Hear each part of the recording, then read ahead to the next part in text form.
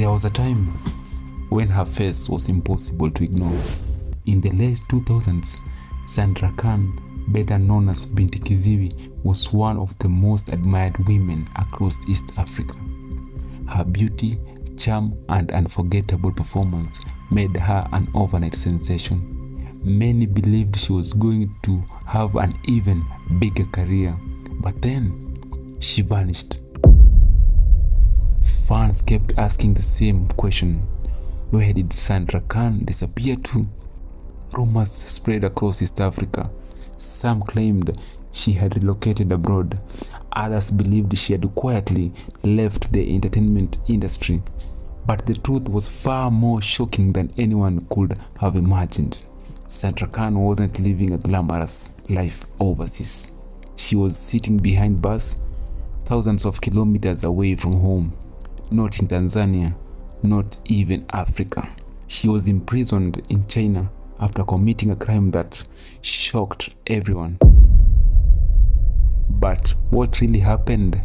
How did one of East Africa's most recognizable video vixens end up in a foreign prison? And what dangerous decision destroyed the image she had built among her fans? Stay with me until the end, because the real reason she ended up in prison is not what you might expect.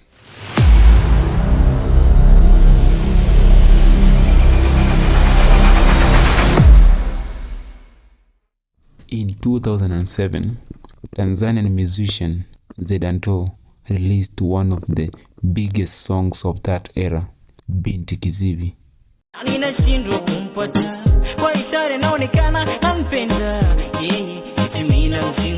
The song quickly became a regional hit, and alongside it came a music video that millions of fans still remember today.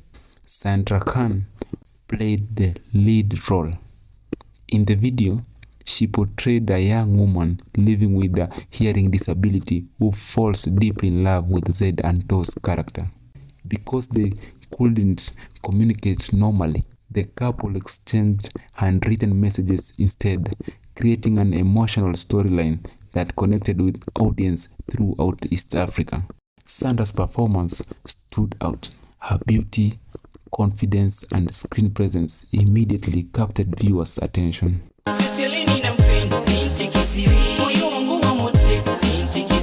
Almost overnight, she became one of Tanzania's most recognized video vixens.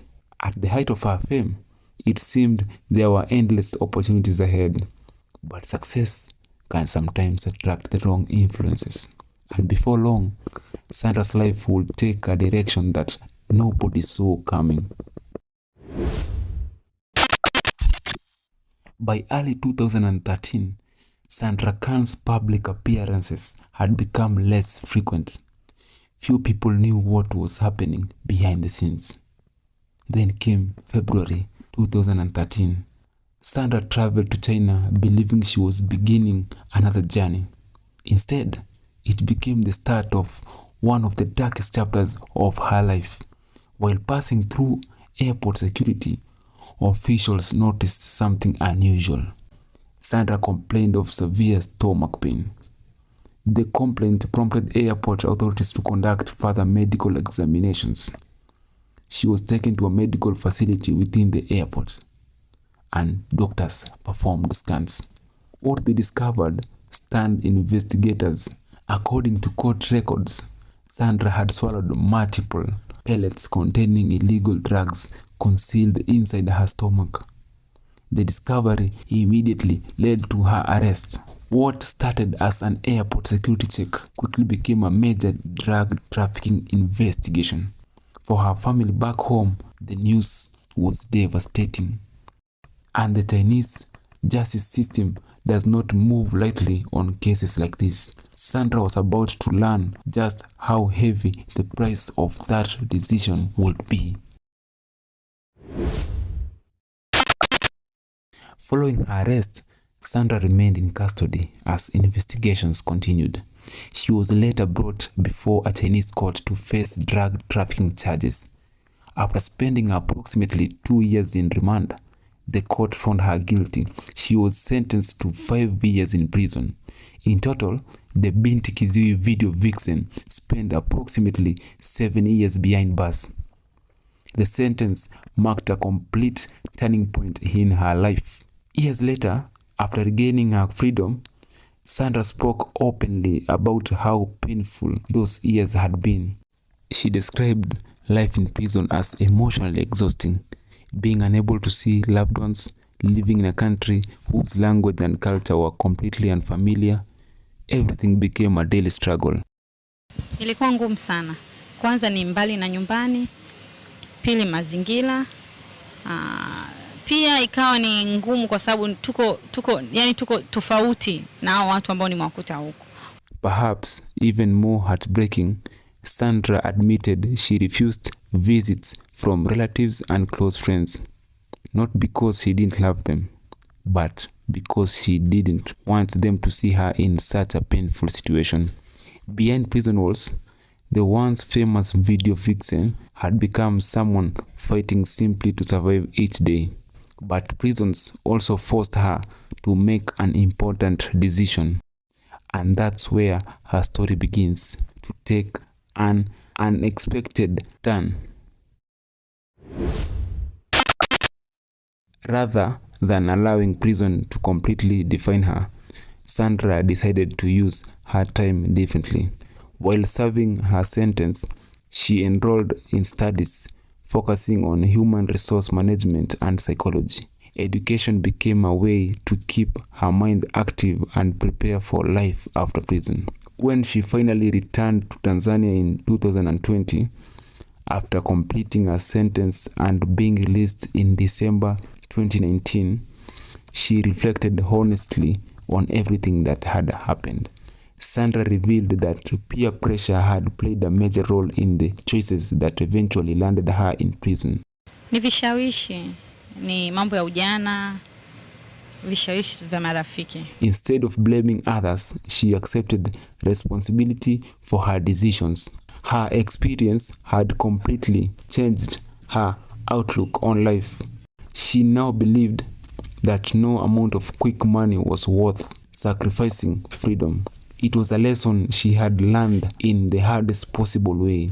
But perhaps her most powerful message came in the advice she now gives young people. And it's something everyone should hear. In a twist that few people saw coming, Sandra Khan reunited with the very man who had helped launch her into the spotlight, Z-Anto. Just weeks after returning to Tanzania, she was back in front of the camera, once again starring as the lead video vixen in Z-Anto's music video for Nichape, released in February 2020. Her appearance marked an emotional comeback and signaled a fresh start after years away from the public eye. Beyond music videos, Sandra shifted her focus to business. She built a new life as an entrepreneur while staying away from the mistakes that had once cost her everything. Away from her career, Sandra Khan also embraced another important chapter of her life. In September 2024, she delighted fans by sharing maternity photos on social media.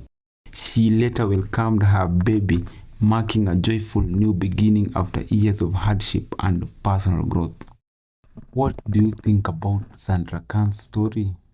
Do you believe peer pressure can push people into making life-changing mistakes, or should every individual bear full responsibility for their choices? Share your thoughts in the comments below. If you enjoyed this story and want more like this one, don't forget to like this video, subscribe to the channel and turn on notifications so you never miss the next episode. Thank you for watching.